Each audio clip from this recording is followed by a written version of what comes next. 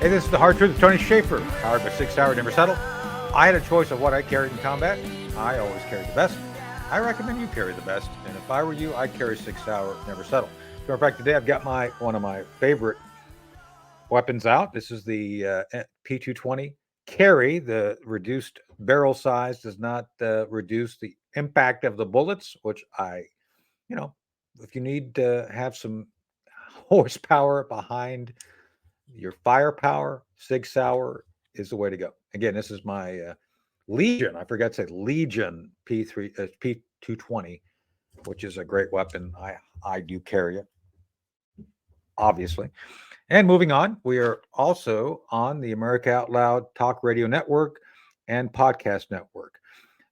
Check them out on iHeart. We're on with them, and we're on weekends, obviously, with them, and then on their podcast. So that's something to track us on. Also, we have a new sponsor, Swiss America. Call them today and get a free copy of their Secret War on Cash newsletter. It's important. You need to be prepared for worst case scenarios. I was just reading today that mortgage prices are up 42% since Joe Biden became president. 42%. I could not afford my house today if I had to pay 42% more, and that's both because of the rising costs of just living. Biden has caused that, plus the depreciation of the dollar. So it's not a good time. You need to get a copy of the Secret War on Cash. 800-289-2646. Again, 800-289-2646. Tell them Tony Shaffer sent you. We are Project Sentinel, projectsentinel.com. And check us out on X or Twitter or whatever the heck you think it is now. But it is, we're on X Project at PRJ_Sentinel, SENTINEL. That's it. And so check us out. Our old shows. God, there's a lot of stuff to say. I'm like getting winded just talking about everything. Check us out, thehardtruthwithtony.com for all the old shows. Anyway, without further ado, we are joined today by, let's see here, Troy Miller. Troy is the president of the National Religious Broadcasters. He's fighting for the truth, fighting for all the things that I think we all value as Americans and as those who believe in God, and that we have to pay attention to this thing. So, Troy, welcome to The Hard Truth. Thanks for having me today. Appreciate it. Good. So, Troy actually has a background. He's a Navy guy. I like Navy guys. Did you know that? I actually, I'm very close friends with Navy folks. I've actually served in the Navy's internal think tank called Deep Blue at the Pentagon, which actually worked for the CNO. I worked at JADF East in Key West, which was, well, that's really Coast Guard, but not a lot of Navy folks were there. And obviously you spent time from 1983 to 88, including time at the Naval Engineer Command at Ingalls Shipyard and how do you pronounce that? Pascagoula, Mississippi? Pascagoula, Mississippi. Yeah, that's a hot place, man. I've been in Mississippi in the summer, and it's like Amazon jungle hot, right? Yeah, it's brutal. The humidity down there, it is brutal. So what did you do in the Navy, just out of curiosity? Because is it an engineering assignment? I see you were on the USS Bunker Hill as well. Yeah, so we were actually assigned to naval engineering, and I was a gunner's mate missiles, and we were part of the group that put the first vertical launch missile system into the Aegis cruisers. Oh, cool. That's an important weapon system, yeah. Yeah, the USS Bunker Hill was the first ship commissioned with the vertical launch missile system, and so we were down there during that whole build out, test out, and then actually got assigned to the ship, and then turned around in 1987 and spent 7.5 months in the Persian Gulf escorting tankers in and out. If you remember when we did that. Yeah, well, I wish you were back out there escorting tankers right now, because it's just what's going on with shipping. Our Sal Mercogliano actually documented, he put out on his YouTube yesterday, a remote drone, Yemeni, that took out a bulk carrier. It's like, how do we not stop these things? Like it's like you could see the ship kind of coming along. It's like you could have stopped it with a 50 cal machine gun, just put withering fire on it, would have blown up. But no, they're letting it get in. Another topic. Anyway, thank you for your service. I appreciate it. By the way, the bunker, that wasn't named after Archie Bunker, was it? No, it's a different bunker, right? No, I didn't think so. So no, we have a high school here named John Holmes High School in Edenton, where I live. It's like, really? John Holmes? I didn't think he deserved the high school. Just saying, but that's a different John Holmes as well. I digress. I shouldn't be talking about these things. I always get in trouble. Anyway, back to the topic. So you moved on. You did some other great things. You moved into the world of God, or the world of God moved into you, either one.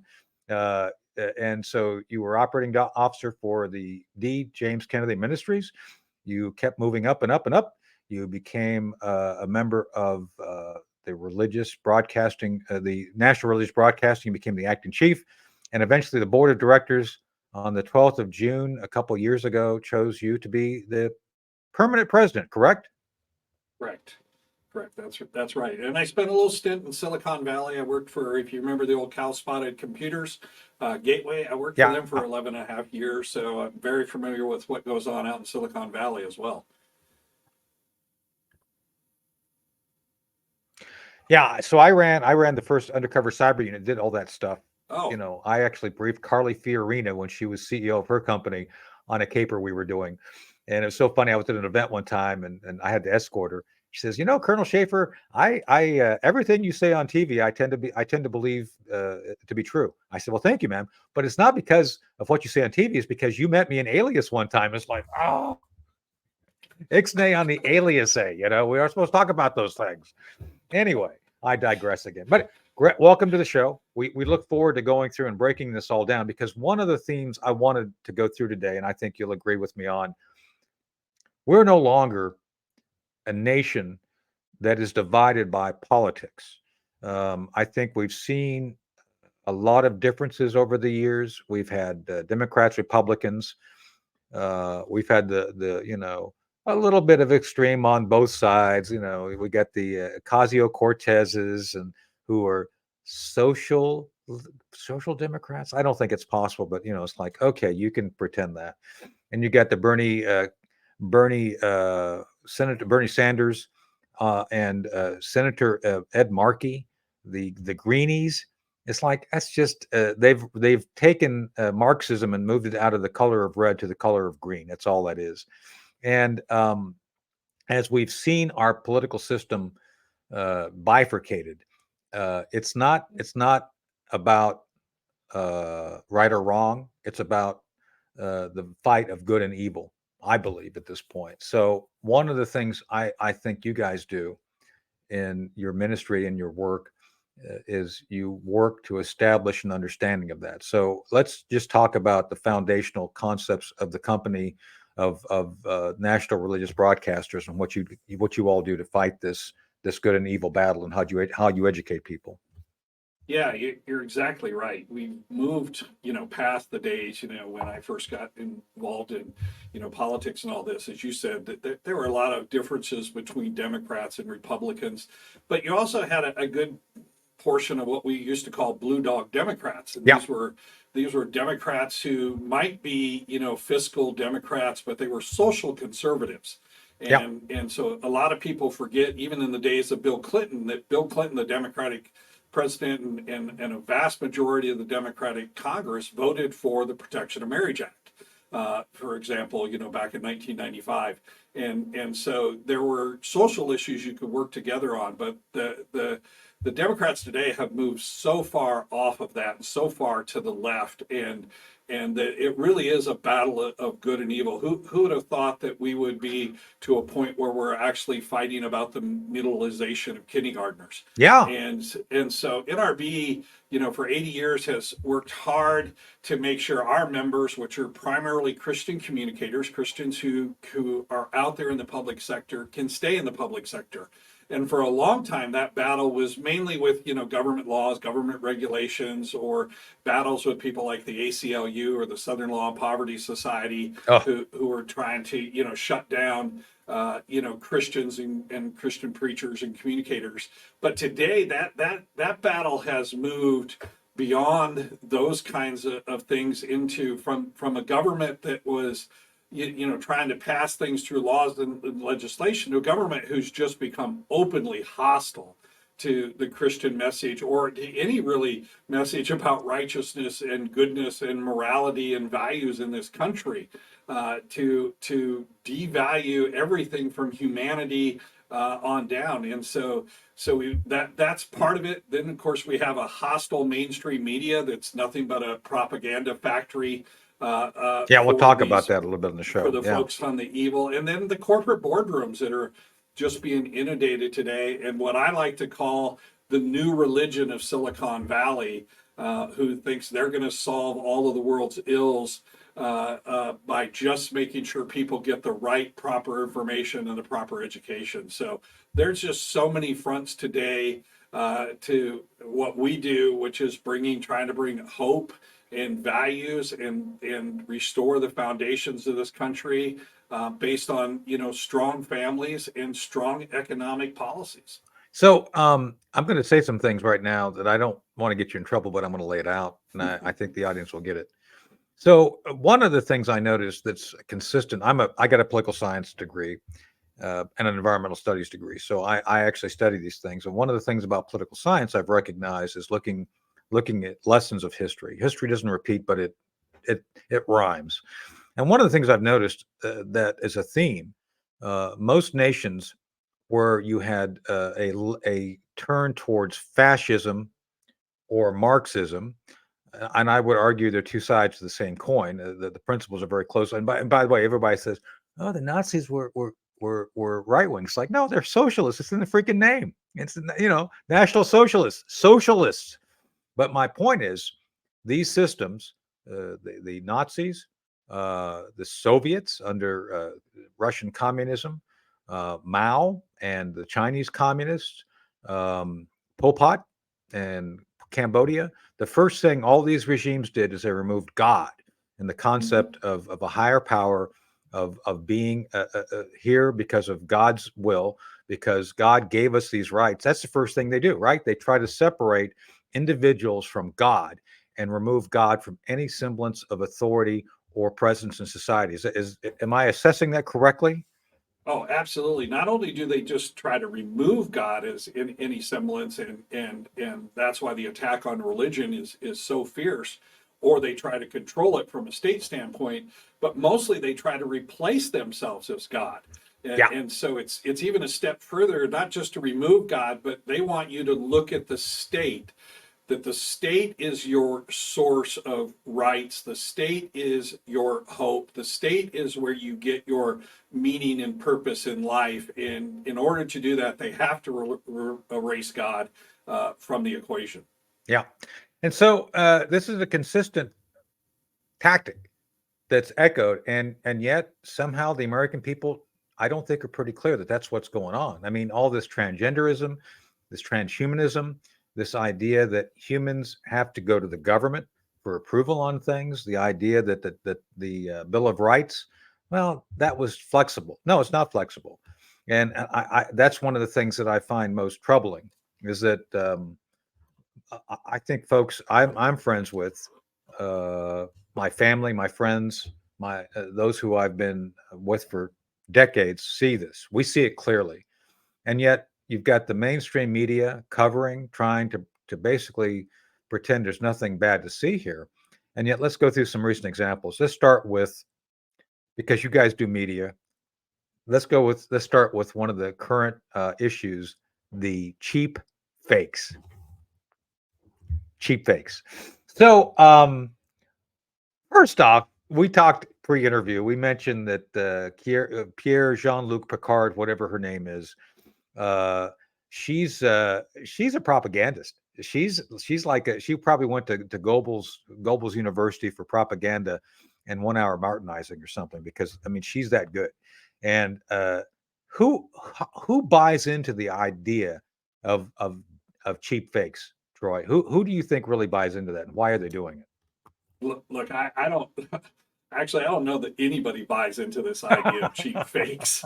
I don't think they can even convince their own people of cheap fakes, because the funny thing is these videos get leaked from people that are in the audiences, or their own video they leak, and then it shows something they don't like, and the immediate response is, oh, this is a cheap fake. This is not what you've not really It's their seen, what video. you They're think the you've ones that seen. released it. I know. It's like, Yeah, you they've guys released put it. it Then they out. say, you're not seeing what you really think you see. Let us show you 10 more seconds. It'll change your whole school of thought.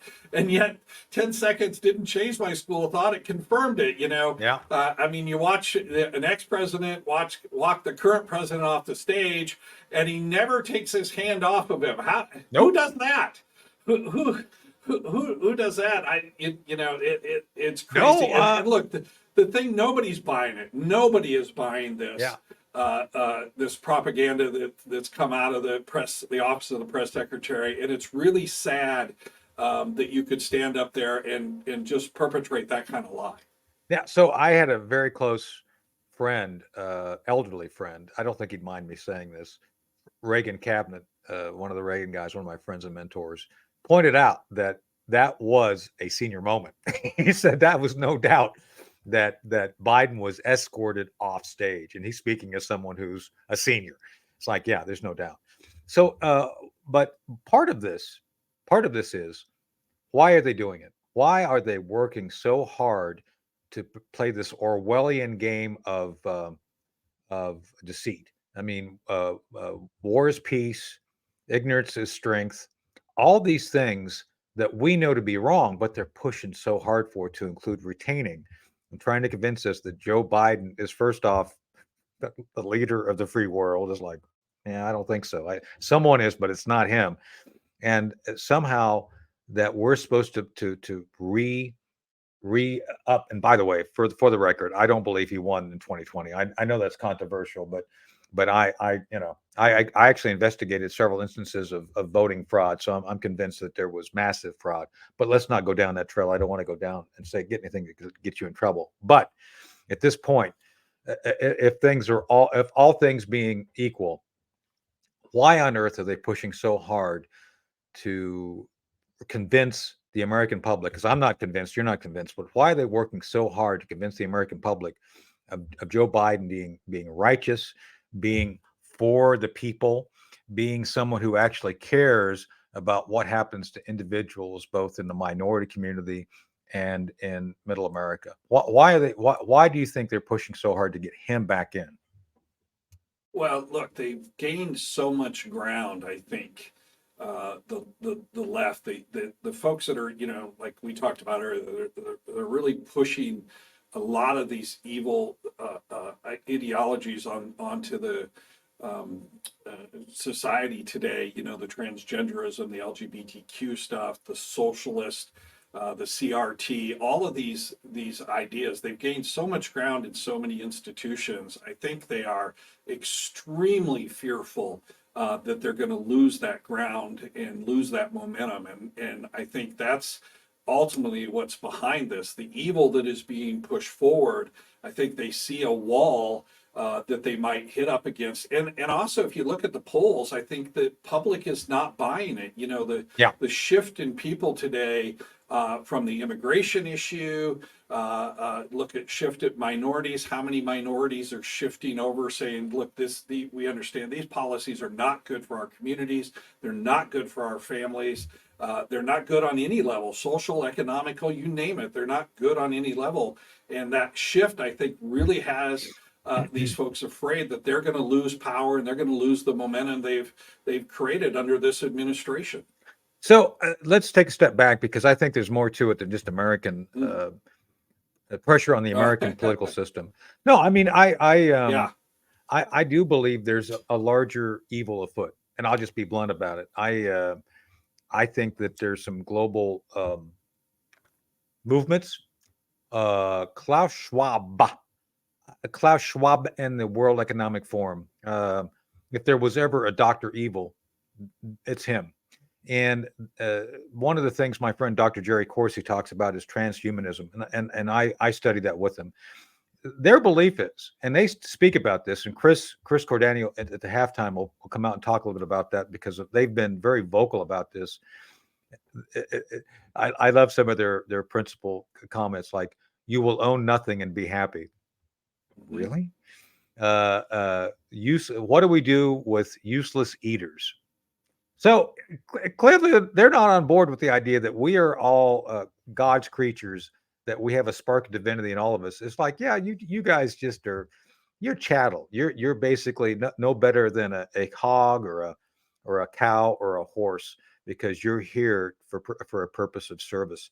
And the service is, I think, to evil, because they all believe somehow that we as a free people need to be subordinated to this larger new world order. And I think that today's Democrats, Barack Obama, Bill Clinton, especially Hillary Clinton, and uh, Joe Biden, who is, I'm not sure if Joe really did start out as a globalist, but he is one now. I think this is all an effort to link us to this larger global effort to remove God, religion, concepts of good and evil from our lexicon. Well, how do you feel about that? Oh yeah, and I think, as I said, look, the loss of power isn't just, as you said, an American problem. This is the globalist gains that Yeah, they've made under this administration as well. Look what they're wanting to hand over to the World Health Organization. right. In a few weeks, they want to hand all of our decisions and take it Right. out of our hands. But you're exactly right. This is the problem with the ungodly atheist kind of secular mindset. When you take God out of the equation, when you take out of the equation that humanity exists separate from all the rest of nature, that we are created in the image of God, that we do have a higher purpose, and there's a purpose in life more than just procreating in life, because that's all they think the purpose of mankind is, that to move forward. These elitists then take that view that they know better what is better for humanity and what is better for you, what is better for you and me and the rest of society than society knows itself. And this is what I alluded to earlier. When you look at the writings that have come out of Silicon Yeah. Valley these days, when you look at what the leaders at Google and Meta and these guys are talking about, the whole metaverse, they believe that they have the answer. They have this God complex themselves, that they have the answers that is going to save humanity. As you said, you're not going to own anything and you're going to be happy about it. You're not going to have to believe Yeah. and hold this thought that there's something greater than you in the universe, and you're called to a greater purpose than just to, the survival of the fittest. They have to remove that. That's the wall that they see. And we talk about this a lot. Christianity is the last wall. It is the firewall between them running over society, and they know it. They know they have to get rid of Christianity. They have to get rid of personal faith, personal belief, and that's why it's so under attack today. Not just in the U.S., but as you said, globally, and it's very much under attack by the globalists themselves. Yeah. And so I think there's been a number of things through the years that have had religious overtones that we didn't fully understand, maybe. Chris will correct me on this. I believe, you may not have seen this TV series, but I think it's deeply religious, is The Prisoner. The ideas of spirituality, of Patrick McGowan, I think, was brilliant the way he pointed out how man was being entered into this idea of being separate, of being controlled, of essentially being nothing more than another number. And I think he warned us as best he could. He saw this coming. And I think the whole technology thing is something that people don't fully understand. Uh, this technology, while it benefits us, can also enslave us. And how many people do you see who are enslaved completely to their social media now? And I think the CEOs in Silicon Valley want that. I've been paying particular attention to the demise of Disney. Disney has been, as a company, and I'll just touch on this a minute because we have to take a break. They went from a company who was into wholesome entertainment for families, Bambi, Snow White and Seven Dwarves. By the way, did you hear that the Seven Dwarves and Snow White, that's a problematic thing now because Prince Charming was stalking Snow White? It's like, what? I mean, it's to use one of my favorite terms, wackadoodle. And Disney's paying a price for it because they literally have seen a loss, not just from the pandemic and all their parks, but just because they've decided to go woke. And as Donald Trump says, you go woke, you go broke. And I think they're on that path because their latest series has caused huge controversy I don't want to get into the specifics of it because it doesn't take too long, but suffice it to say, if anyone in the audience hasn't checked out The Acolyte, don't go watch it. Just watch those who are criticizing The Acolyte because it's completely woke. It removes any concepts of good and evil from the Star Wars universe. Star Wars used to be about good and evil. Darth Vader, bad guy. Luke Skywalker, good guy. Han Solo, a rogue who kind of sees the light and, becomes a good guy. That's all gone. It's all about trying to justify evil and giving evil purpose to say, evil is just misunderstood. Really? I mean, murder, mayhem, chaos, that's all just misunderstood. So I'm just amazed that we don't see, and I think that's where it's all going. I think things like Disney are going to catastrophically fail. What do you think? Just real quick. Yeah. Look, this is what happens when you throw business principles out the window to pursue, ideologies and to pursue agendas. And you said the woke agenda. Disney used to be a company that understood its consumer, understood its family audience, understood why families there. You look at, we were a big fan. Our family was big fans of Disney at one point in time. And you look at Disney himself, he understood what he was bringing to people, and Right. people understood those themes. They loved the fact that the hero came at the end and saved that and conquered over evil. And now, Disney all of a sudden has thrown that out and said, oh, we want to become part of this agenda push. We want to be part of this elitism. We think we know what's better for you than you know. And they're paying the price for it. And other big corporations are the same way. They're going to pay the price for that because people, they've underestimated the backlash and overplaying their card here. And I'm so glad to see that people are pushing back today on that. And Disney should pay the penalty. They should pay the price for that.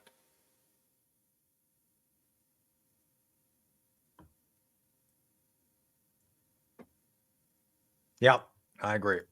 So we can take a break. We're halfway through the Hard Truths of Tony Shaffer. We'll be back right after these few moments. Hey, this is the Hard Truth Part 2 with Tony Shaffer, still powered by Sig Sauer, Never Settle. I had a choice of what I carried in combat. I think you ought to carry something that's extraordinary. And just like I did in combat, I carried the best. The best is Sig Sauer, Never Settle. We are on the America Out Loud Talk Radio Network and the America Out Loud Podcast Network. Be sure and check them out. Check us out on their network.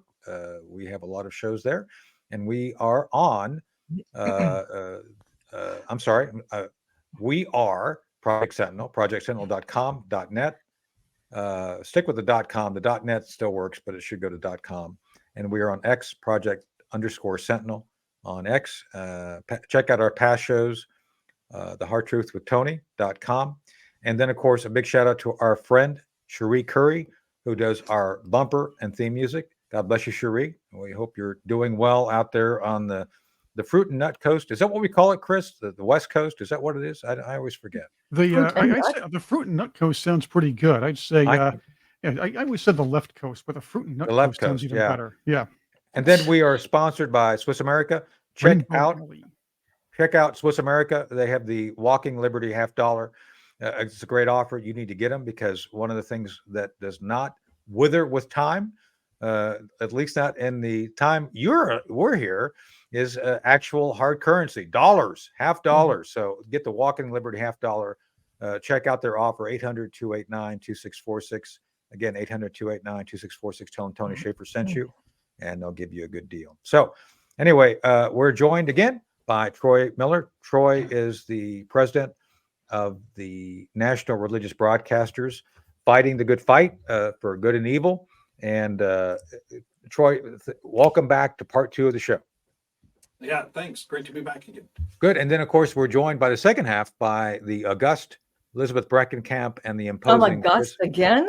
August. Okay. Is it August or she's like Dan August? Remember that TV series? You're better looking than Dan August. Dan August was played by Burt Reynolds. Just saying. So well, she's also prettier than Augustus Gloop as well. That's true. That's Thank true. You. And and then of course the imposing Chris Cordani. So wouldn't it be September-y if she's August? I don't know. Yes, you would. Absolutely. Anyway. Is there a name for December? Decembra? I don't know. Diciembre is in Spanish. December is the end of Macron's marriage. Well, May, December. Is he like a pioneer? Was he one of the first guys to marry a transgendered person? I'm just asking because these people don't think that she's a girl. We don't really know. She's I rich, don't know. doesn't matter. I guess that's the other question. Because the great Edmund Blackadder Does always it said, if you can't make money, just marry it. And that's That's how it true. works. Yeah. That's true. So Oh, shoot, why didn't I know that 20 years ago? Yeah. I know it's disappointing. Huh? I look back, it's like, man, I could have found a hot chick or a hot guy and married him. So Yeah. No. So hey, it worked for John Anyway. Kerry, right? Old Boltnick. John Kerry married into Heinz ketchup, and he's got a lifetime supply of like adrenochrome, right? And they'll keep him looking like Herman Munster forever, I think. That and Barbecue ketchup. Yeah, that's Yeah. ketchup.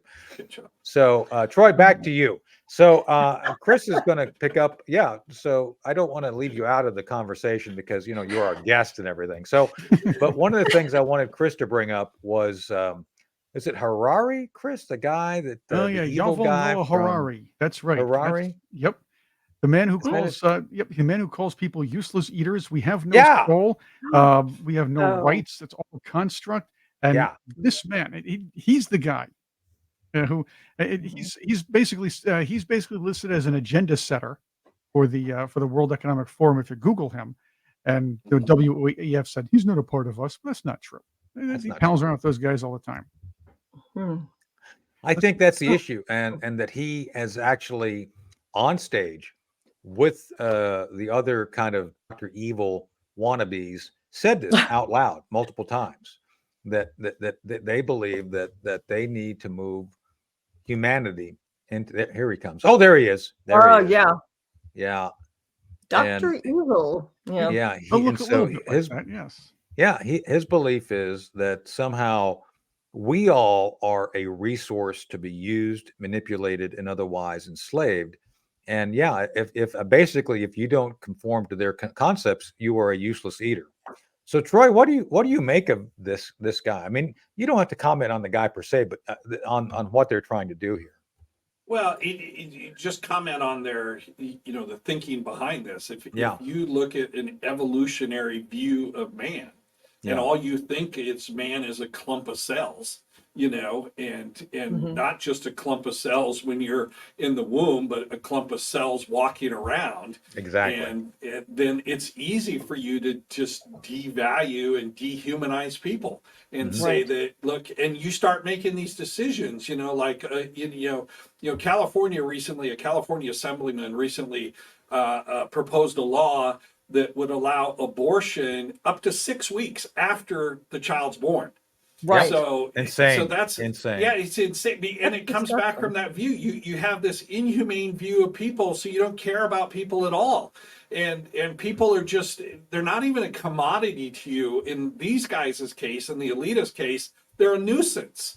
And it's some of the, we know the environmentalists in the green movement have said humanity's a parasite.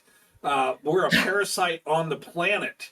And so you don't take long to leap from that to go, people are just simply consumers. All we're doing now, we're eating machines, we're creating all these problems, and here's what we need to do.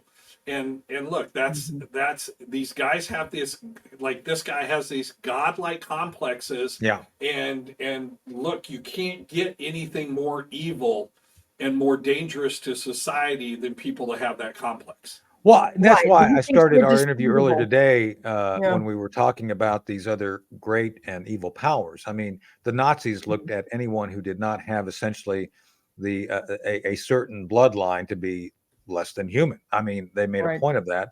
Same with the Chinese. I mean, by the way, the current Chinese government sees the Han as the chosen people of the planet. There is a religious aspect to their nationalism in China right now because they believe the Han are going to be, they're the chosen people. It wasn't the Japanese, it wasn't the Germans, it's the Han. They're the ones. And of course, you saw the Mao's march to the, the blue, the little black, the little red book or whatever it was, Pol Pot. Anybody who had a brain. Yeah. So right. There's a theme. Right. It's a theme where they believe that, hey, we're smarter than you. We can kill you because we don't. It doesn't matter, right? I mean, that's why they have to remove God from everything first. You know, in every country, whenever there's a group of people who think they're better and smarter, the elite, they have to remove God from the public schools, so they can break down the traditional family, so they can then fill that with something else, and it's their own ideology. You know, if you're going to remove God from the libraries and replace it with drag queen story hour, you know, it blows my mind. You either, like you said, that guy, the crazy looking dude from the WEF, and he really believes in evolution, and we're just clumps of cells, and so we're disposable, you know, we're expendable. We don't need these people. We can get, so they can justify, like you said, you know, infanticide. You know, our Virginia governor, previous one, Ralph Northam, he believed the same thing. Oh, we're going to make the baby comfortable. Remember that video? And that just went viral. Oh my gosh. And I'm in Virginia and I'm disgusted. At least we have a better governor now, but I digress. You know, the whole point is these people want to remove God from everything. And so the thing is, we who know the way, the truth, and the life, you know, we got to have the courage to rock the boat. You know, I really think the whole reason why back in this, I think it was late 60s, early 70s, when the Democrats, mainly Democrats, intentionally, systematically began to remove God from the courts, from all the government buildings and the schools and the libraries and everything, trying to convince people you don't need God to be moral. Even my son, who's 37, believes that. I don't need God to be moral. Well, I think he kind of misses the point. But we were always told, well, be a good Christian. Don't fight with them. Just pray for them. Well, yeah, we should. I'm not saying we shouldn't, but we need to pray and push back. So how in the world are we supposed to encourage other people to do that, you know, to actually, we should pray for them, and we need to stand up and have the courage to fight back. Like, how do we do that? I think a lot of people are getting it now, but there's still a lot of people who are not. So what do we do? Yeah, too much of this kind of what I call this seeker-friendly kind of thing in the church, you know, has gone through. And like you said, people say, "Oh, look, we need to pray for our brother. We don't need to push our, you know, religion onto people." But look, historically, that's never been the case. Everywhere Christianity has gone over the last 2,000 years, it has changed society for the better. It has removed old pagan cultural things. It has protected children. It's protected women. It has protected the family. It has championed education, medicine, charity, all of these things. And yet, as you said, the elitists know they have to remove that. They have to get rid of faith, and not only get rid of God, but change the whole narrative that they're the ones that have the truth. They're the ones you need to have faith in. They are, as I said over, and I'll keep saying over and over again, they're the God you need to understand and worship because they have your best interest in mind.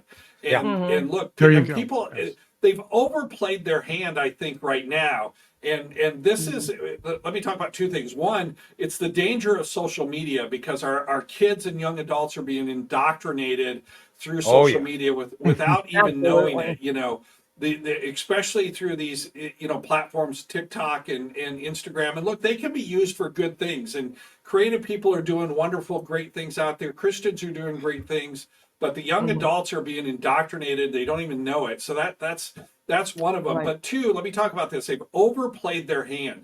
And families today are pushing back. They overplayed their hand in schools. You're right. They took prayer out. They put drag queen shows into that. And look, 27 states, I think it is up to now, have passed laws that said the funds that parents have can now go with the students. They don't have to go to these corrupt public school systems.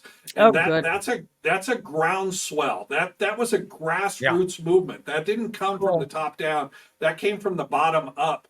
And we're seeing the same thing, you know, this whole push on transgenderism. States are now finally waking up and going, hold on a second. We don't allow kindergartners, or we don't allow adolescents to make decisions on whether they should smoke, have alcohol. We don't allow them to have access to adult content, all these things. And suddenly we think that a 7-year-old or an 11-year-old or even a 13-year-old can make a decision on their gender. and parents are standing up going, wait, hold on a second, this is wrong. So we do see a lot of groundswell on the pushback. And again, I think that's what has these elitists scared right now, and why they're pushing more and more propaganda on people. The answer isn't to come around to the truth. The answer is just double down on propaganda. And we have to stand up, and we push all of our outlets and our Christian communicators, kind of some of the only places today where you're hearing the truth, and great programs like yours, but we have to push back. We can't just sit back and be silent anymore.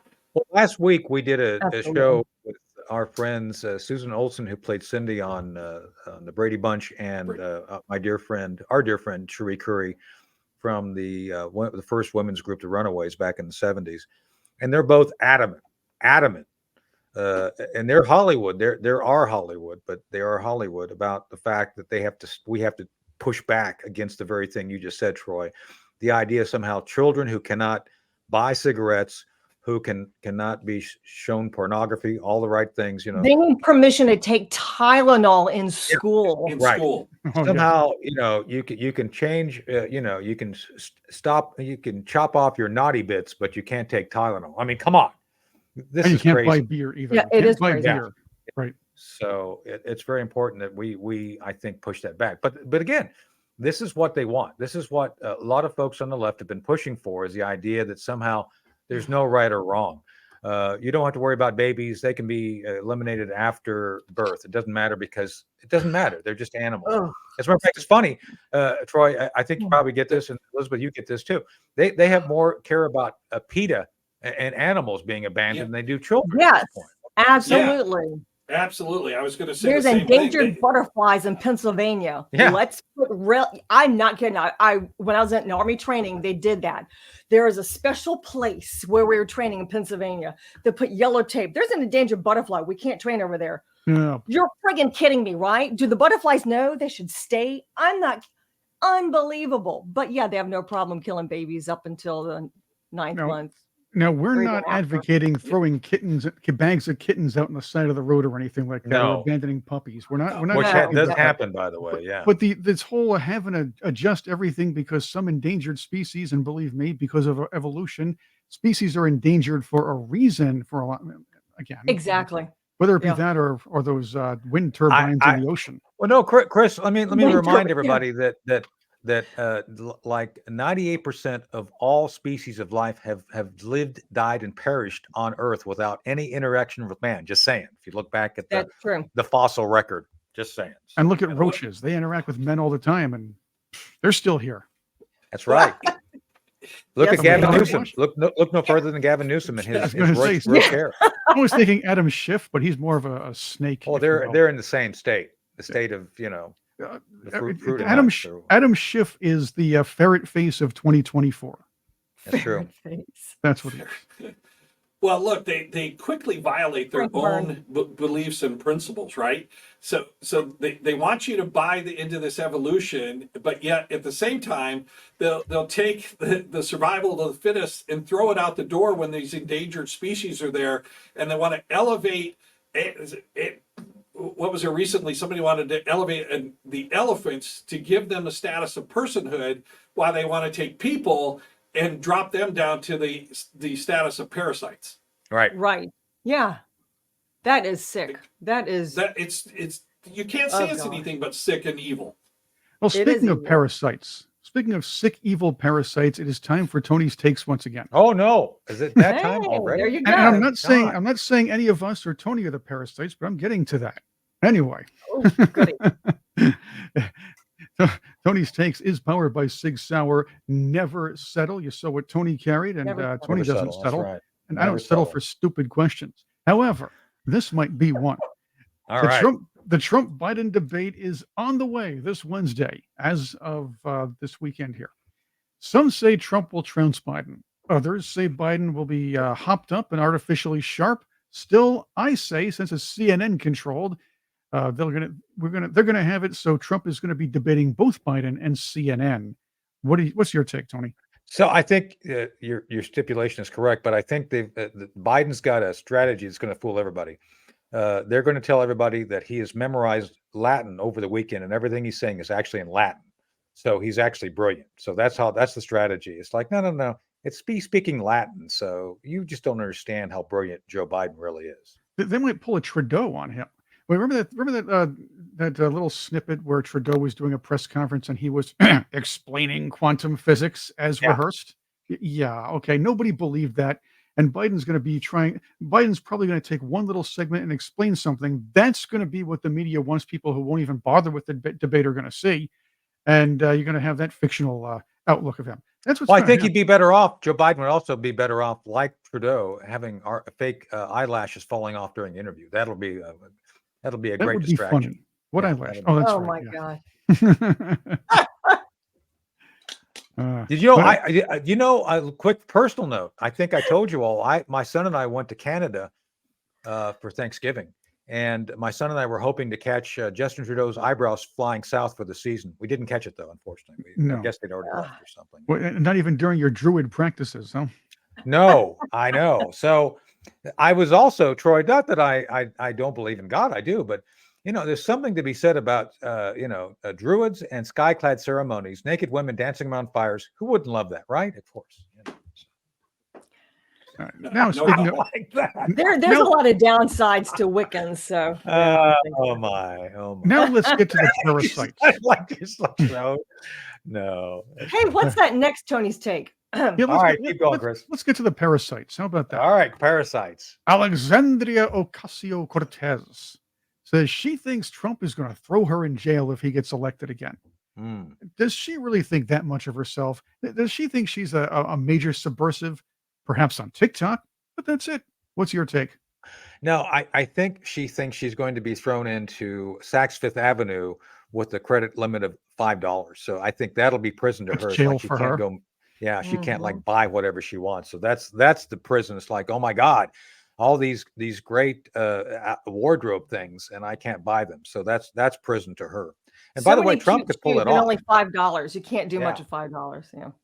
Well, I don't know. She's been paid $5 before, and I think she does quite a bit for it. Just saying. So. Oh, that's gotta hurt. Unless you're thinking of Kamala Harris. Remember Rodney Dangerfield and Caddyshack? Oh, you must have been a lot of fun before electricity. Comedy genius. That's what he was. Oh God. You get a cup of soup with that hat? And that coming from a person who supports an administration that has weaponized the Department of Justice more than any in the history of this country. Absolutely. Completely insane. We didn't even get to that. Troy, you ought to come back so we can talk about that, because we didn't even get to the weaponization issue today. That would be great. I'd like to have you come back and talk about that. So and the fact is, why jail these Democrats anyway? These squad people. You need them around for a few laughs, and B, to keep making the left look like they are. I mean, they're basically stereotypes of what we think of the left. Yeah. So we need to make sure that that's what the public sees. Why throw them in jail? There's no point to that. Keep them on Twitter. Yeah. Show them how ridiculous I'd rather they see them in jail. Troy, as a matter of fact, I'm glad you brought that up regarding the left. So, Troy, I've been trying to get to the bottom of this for I think we ask every guest now, pretty much, because Nancy Pelosi is very prominent on the left. What does vodka flavored ice cream taste like? Do you know? Because I'm curious, and it seems like nobody seems to know, and that's her favorite ice cream.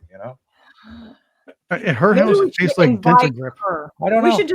I'm curious. I just want to know these things, and nobody seems to know. So anyway, Chris, I didn't mean to interfere. Keep going. No, that's good, because I always want to know these answers too. I imagine a lot of her ice cream tastes like dental grip and vodka, but that's a different story for a different day. Well, potted meat, denture grip, and vodka. That's a great meal. That's a meal there. That's a meal for a lefty right there. So. That's one hell of a party. Yeah, well, if you throw in Ben Gay, I guess it is a party, right? Ben Gay, get it? Oh my God! I suppose Gavin Newsom can come down and take a trip to the house, but he has to bring his own hammer. Oh my! It's he has karaoke to bring his night. own hammer. Yes, that's Nancy Pelosi's favorite song. If I Had a Hammer. Oh, all right. All All right, ready? Yes. President Joe Biden on Tuesday, Tuesday, unveiled a new program setting up a path to citizenship for people who are illegally in the United States but married to Americans. Yeah. Biden revealed the initiative at a DACA celebration. Oh boy, he sure knows how to handle that border, doesn't he? He does. So it's not really a path to citizenship. It's a path to Soylent Green. Just saying. That's where it's all going. Just, Soylent Green. A path to what? Say that again. Yeah. Soylent Green are people. Soylent Green. Oh, okay. Gotcha. No, I'm serious. It's like circling the square here. No, I'm serious. I mean, it's like, yeah, we'll make you all citizens, and you have to go to this factory, and so. Yeah, and by the way, for those who have not seen that movie, Soylent Green, you need to see Soylent Green because it basically kind of outlines what they're trying to do with the green programs. Just saying. Yeah. So. Well, Soylent Green is not to be confused with Soylent Grin, which is what we knew of the old soy face that a lot of the old leftists used to have on the internet all the time. Another stereotype leftist thing. But that's Soylent Grin as opposed to Soylent Green. That isn't that the new Secretary of Defense they're going to bring in to replace Lloyd Austin? Well, he won't put Joe Biden to sleep then. Man, oh man. Oh my God. Yeah. Troy, you're a smart guy. I have to ask you another question. So what kind of doctor is Dr. Jill Biden exactly? Because I think she's a dental proctologist. What do you think? Dental proctologist. Oh, this is bad. Dental proctologist. The PhD in BS. She gets them coming and going. Just saying. On that note, Troy, you don't have to answer that if you don't want. Don't answer that question. Don't answer that. We'll just get you in trouble. So your board will fire you after coming on this show. Just saying. So we don't want that. So Troy, thanks for being a great sport. Thanks for joining us on The Hard Truth, Tony Shaffer. We'd like you to come back because we didn't even get to the weaponization of government to any great degree, and we all know what's going on. We'd like to have your thoughts on that. So if it's okay with you, we'll have Chris arrange some time, in the not too distant future. Have you come That would back. be awesome. Yeah, that'd be great. I really enjoyed being with you guys. Thank you. Well, we worked actually. It's in the name. Get the hard truth out, and it's not always pleasant. But this was a pleasant show, and you appreciate your insights and being here with us. So anyway, I guess that's it. Wow, where did that hour go? I can't believe it's been another hour. So It's been an hour. put it in the books. I know, another one in the book. So folks, be sure and check us out. The old shows at The Hard Truth with Tony. Chris and I are now co-hosting. We're coasting together weekly on Mondays and Fridays now. Rumble, we're on Rumble. We're Waking Up Patriots, right, Chris? Wake Up Patriots is the name of the show. Right. Pretty soon we'll be doing Tool Time for Binford. I'll be the owl, of course. Yeah, that's right. No, I want to remake Hogan's Heroes, where I'll be Heidi. You have a good voice for Colonel Klink. Hogan. Hogan. There you go. See, you got Very that. good. I can do that.